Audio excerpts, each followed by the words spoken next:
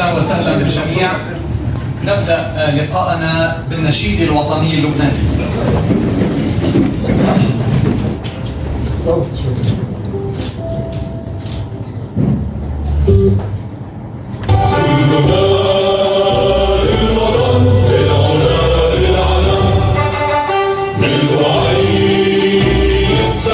سيفنا والقلم سهلنا والجمل من بظل الرجال قولنا والعمل في سبيل الكمال كلنا للوطن للعلا للعلم كلنا للوطن.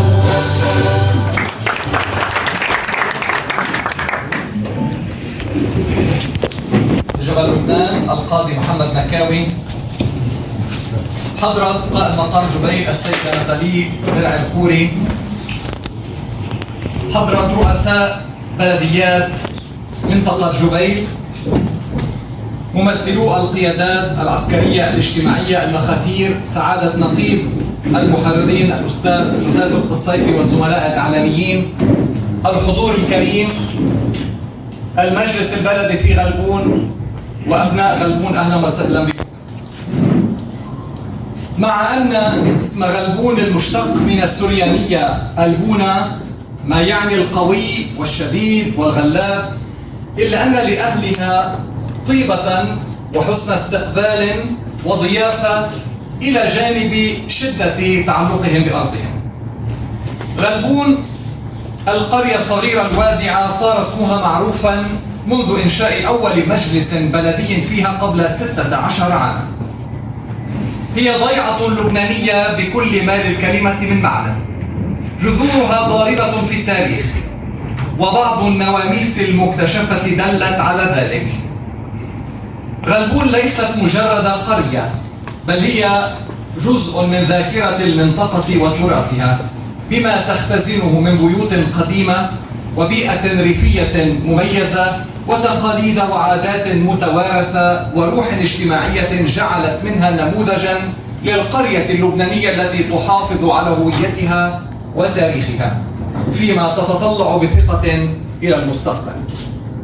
ولأن الحفاظ على التراث وترميم البيوت القديمة وإنشاء بيوت الضيافة كان هدفا لمجلسها البلدي برئاسة المهندس إلي جبرايل لتعريف الناس عليها واستقبالهم، ولأن استضافة مهرجانات كبيرة على مدى 14 سنة حملت اسم غلبون إلى مطارح بعيدة وعرفت اللبنانيين عليها، كان لابد من التطلع إلى المستقبل وجعل القرية عنصر قوة للتنمية وجعل جمال المكان رافعة لمستقبل أفضل.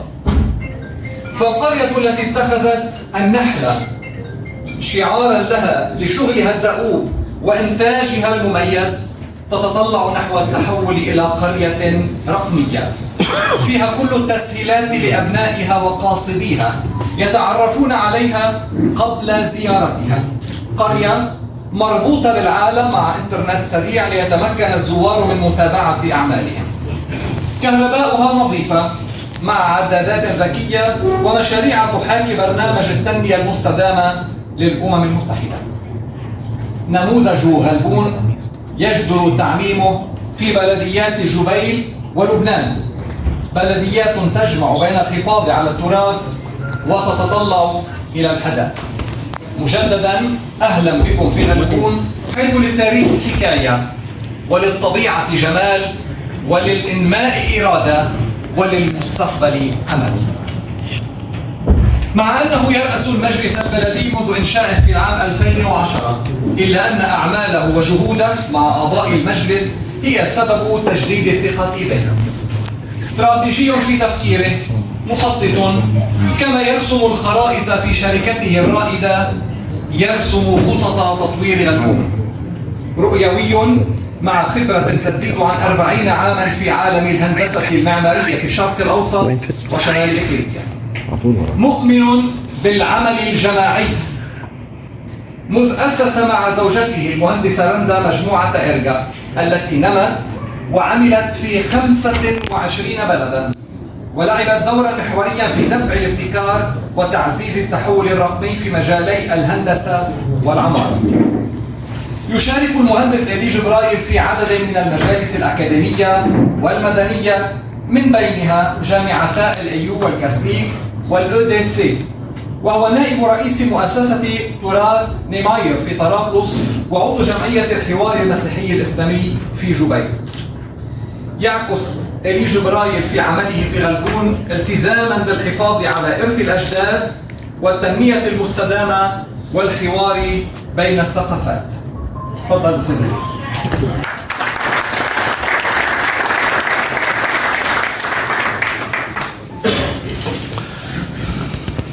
مرحبا، اهلا بسعاده محافظ جبل لبنان القاضي محمد مكاوي كريم والحضور الكريم فردا بضيعتكم. بدي اقول لكم انه انا بدي احكي كنت باللبناني.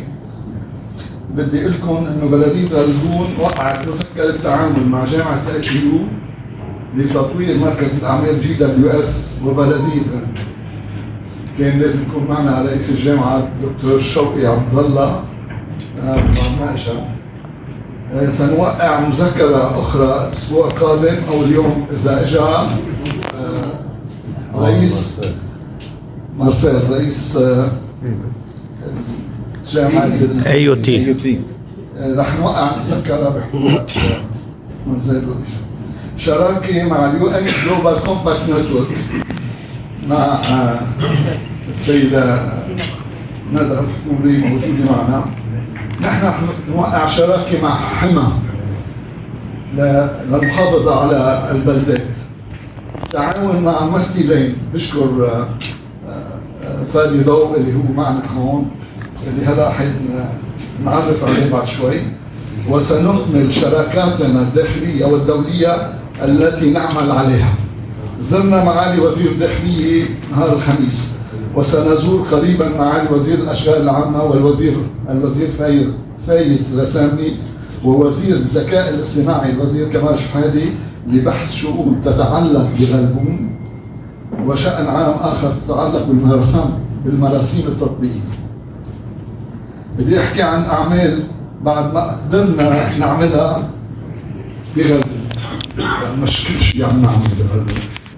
الخرائط النهائية عندنا كمان معيد مع دائرة المساحة يحولونا الخرائط، مع انه نحن عندنا اياهم GIS مأخوذة من خرائط الجيش، بدنا نعملهم خرائط نهائية.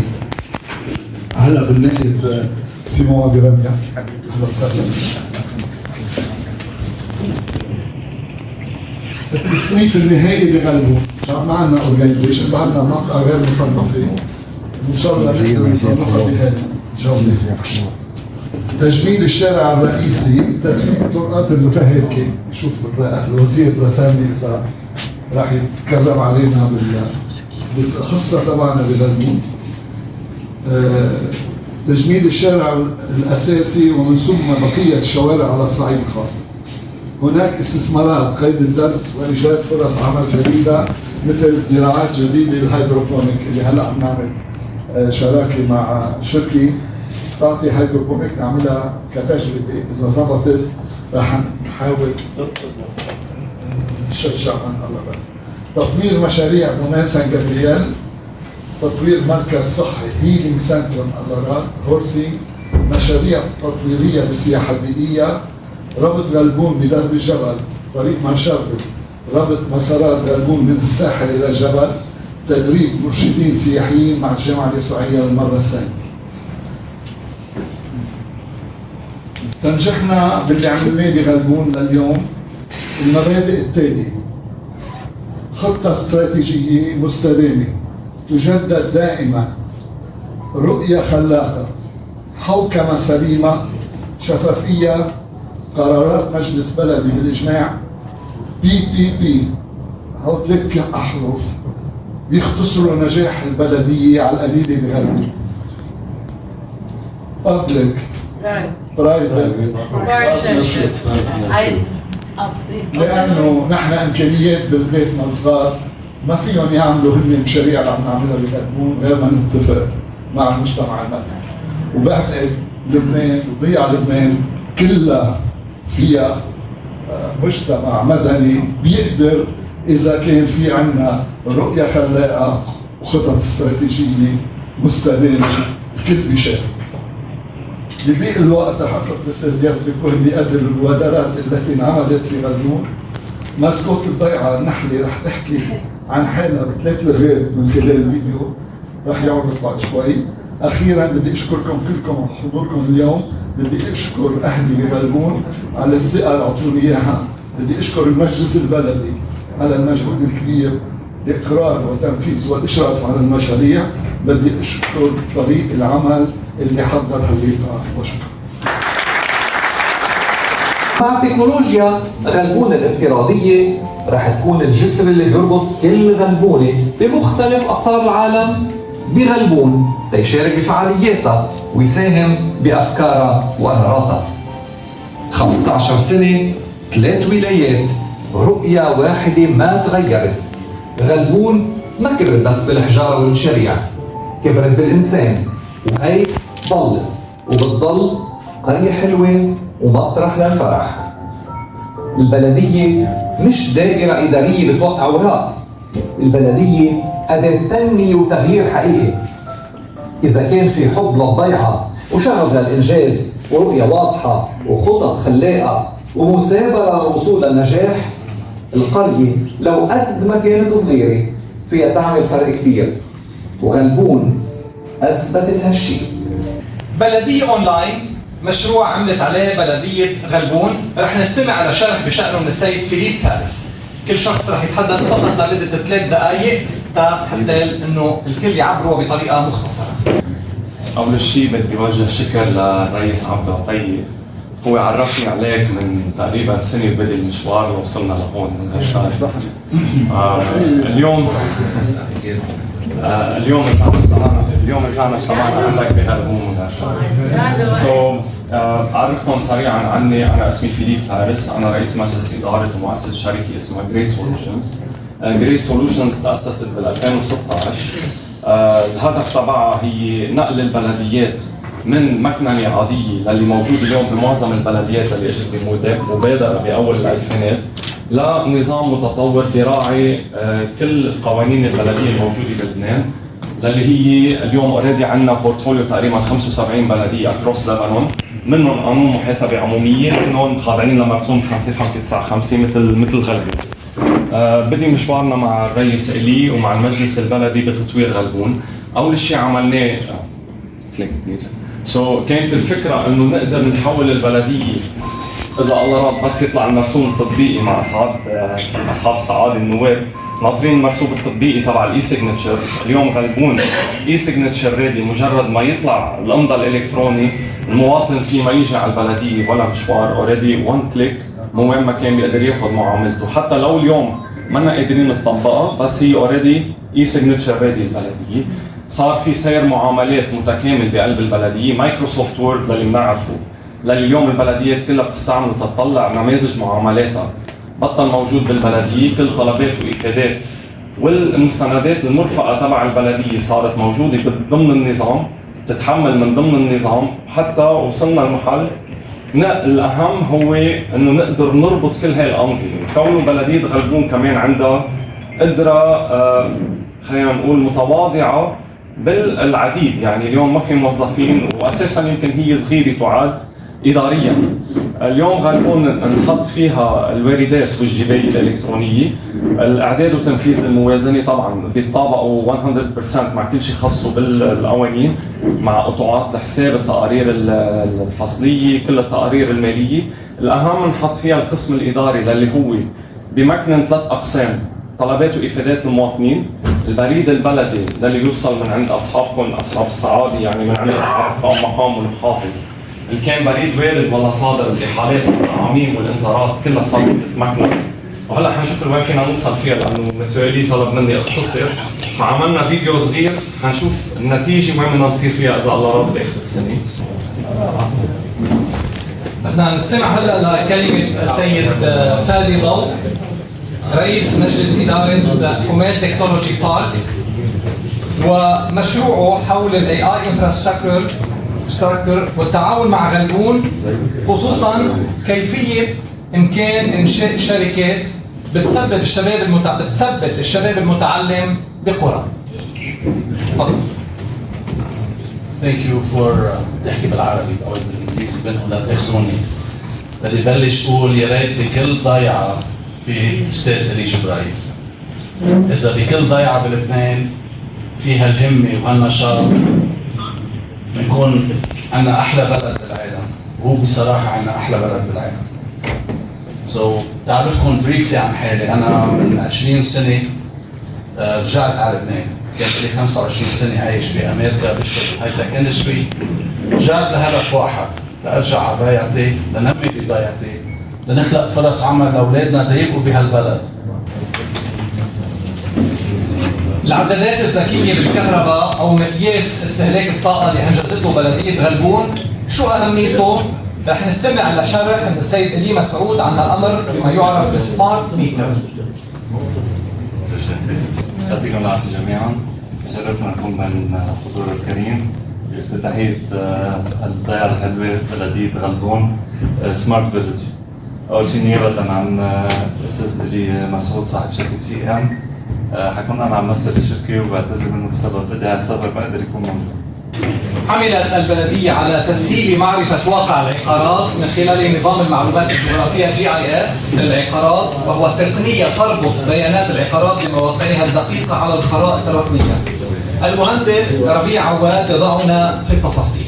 عن تجربة تطبيق نظام GIS ببلدة غلبون من خلال منصة رقمية تفاعلية حضرناها حتى نجمع أهم المعلومات المتعلقة بالبلدة بمكان واحد بطريقة سهلة وواضحة وقابلة للتحديث والتطوير بالمستقبل. مع السيدة دينا فخوري حول التعاون بين بلدية غلبون وكومباكت يو ان جلوبال نتورك لبنان. تفضلي.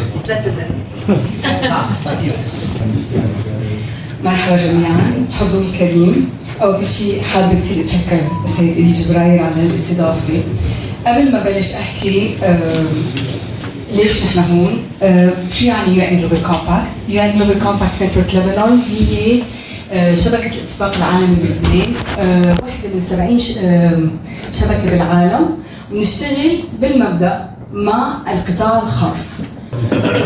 حين نتحدث عن محافظ جبل لبنان القاضي محمد مكاوي، فإننا نتحدث عن مسؤولية تتجاوز حدود المنصب لتلامس حياة الناس اليومية من المدفون إلى الأول، ومن جرد العاقول واللقلوق حتى تومات منيحة وبادر على امتداد المحافظة. حمل معه إلى هذا المنصب قبل 9 سنوات خبرة قضائية وإدارية انعكست على أسلوبه في مقاربة الملفات العامة. يتميز بشخصية تجمع بين الهدوء والحزم والخبرة والدقة والالتزام بالقانون والانفتاح على الناس.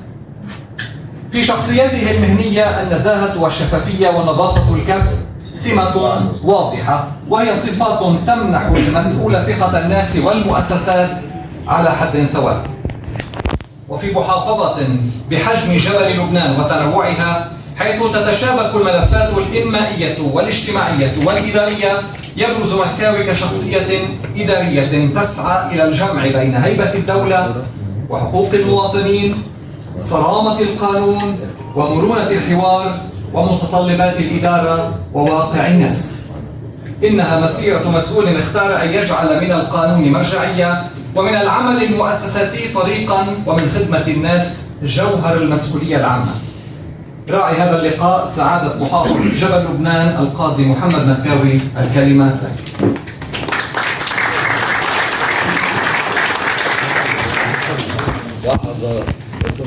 بعرف إذا بالزمانات صايرة معكم غلطة مختار أو شيء، بس في ألف ناسينا أنتم بعد الغين. غلبون ناقصها شيء، صار اسمها غالبون. يعني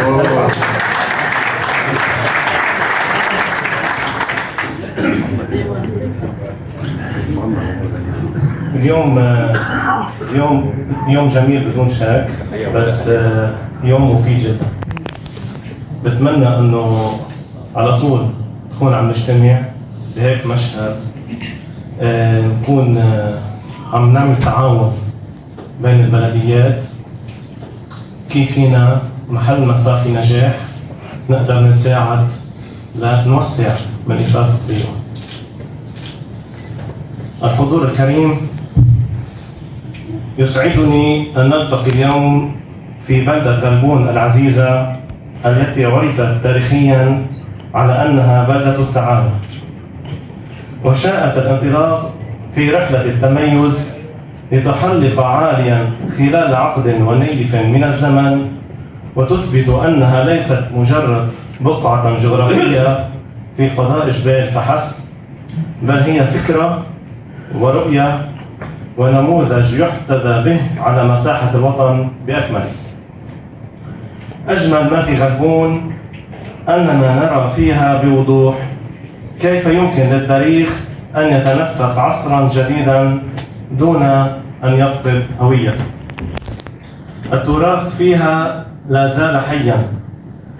زال حيا في بيوتها الحجرية، وفي كرم ضيافة أهلها، وفي تمسكهم بأرضهم وجذورهم الضاربة في عمق التاريخ.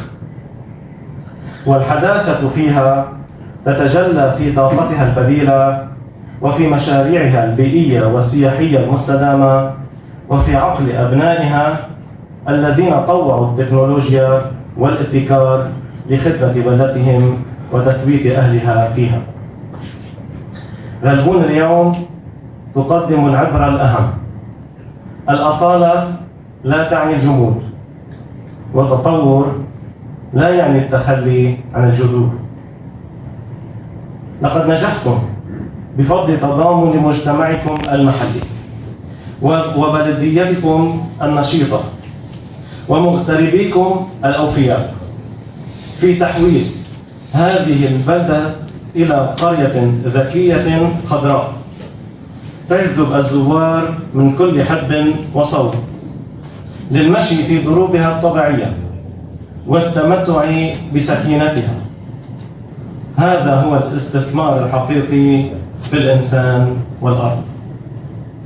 إني أؤكد لكم أن الدولة بكل مؤسساتها مطالبة بدعم هذه المبادرات المحلية التي تعيد الأمل بالإنماء المتوازن. غلبون اليوم هي الشاهد الحي على أن إرادة الحياة والبناء أقوى من كل التحديات. ختاما، وإذ أقدر دعوتكم الكريمة، أعرب عن اعتزازي بما رأيته اليوم في غلبون من مشاريع حيوية تعكس إرادة العمل والانتماء الحقيقي، كما أن هذا اللقاء المثمر مع رؤساء البلديات يؤكد مجددا أن السلطات المحلية هي الركيزة الأساسية للتنمية المستدامة. وأؤكد لكم أن أبواب المحافظة مفتوحة دائما لتذليل العقبات ودعم مبادراتكم الإنمائية كافة لنحقق معا الازدهار الذي تستحقه بلدات قضاء جبال العزيزة. عشتم، عاش التكون، عاش قضاء جبال. هذه كانت نهاية المؤتمر ببلدية غلبون، تغطية مجلة قناة العالمية. سيقدم الآن بلدية غلبون المهندس إلي جبرايل درعا تقديرية لسعادة المحافظ. خلينا نشيل الميكروفون.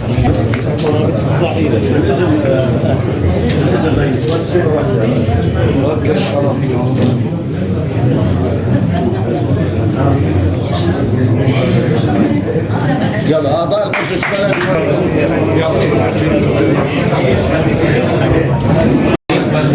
ختام المؤتمر توقيع مذكرة تفاهم مع جامعة AUT بحضور نائب الرئيس ممثل جامعة AUT نائب الرئيس الأستاذ مارسيل حنين عبر مجلة وقناة العالمية.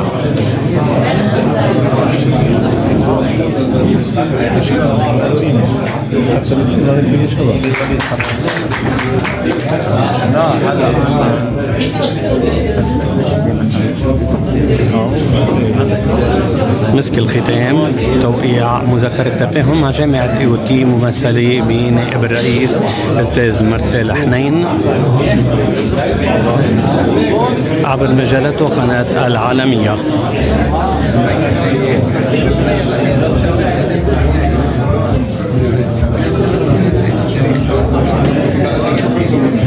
صورنا صورة احنا كتير المصايب لا ما مارسيل هي دي الصحية